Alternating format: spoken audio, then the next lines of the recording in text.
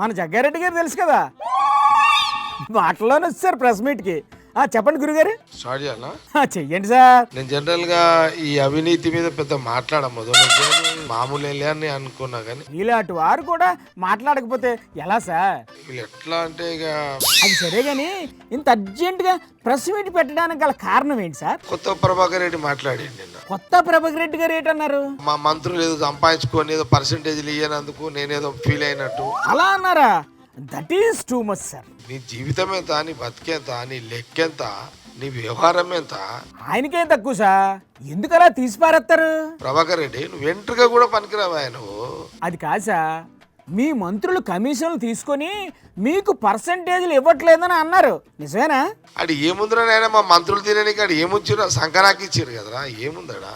మరి అలా అయితే మీ మంత్రులు ఏమీ తినడం లేదని ఆయన గట్టిగా చెప్పండి సార్. మంత్రులు తిందామని అది ఏముందడా? మరి అలా సార్, అయినా మీలాంటి మాస్ లీడర్లు అలా పబ్లిక్లో ఏడిస్తే చూసేవాళ్ళు ఏటనుకుంటారు సార్? నా ప్రాబ్లం ఏంటంటే మళ్ళీ ఈడో ఏడుపు వస్తే మళ్ళీ ఒక కథ. వద్దు, మళ్ళీ మీరు ఎట్టి పరిస్థితిలో ఏడొద్దు సార్. నాకు ఉత్తగానే వస్తుంది ఈ మధ్యలో, ఎందుకో మళ్ళీ కారణం ఏటై ఉంటుంది సార్? ఎవరైనా కొంత ప్రాబ్లం చెప్తే అది నాకు కూడా, నేను వాళ్ళకంటే ముందు నేను ఏడుస్తున్నాను. నా సమస్య కొత్త సమస్య స్టార్ట్ అయింది ఇప్పుడు అంతా. పబ్లిక్ ధైర్యం చెప్పాల్సిన మీరే వాళ్ళకంటే ముందుగా ఏడిస్తే భయపడిపోరా? మీరు ధైర్యంగా ఉండి వాళ్ళకి ధైర్యం చెప్పండి. ఏడిస్తే ఏమొస్తుంది చెప్పండి?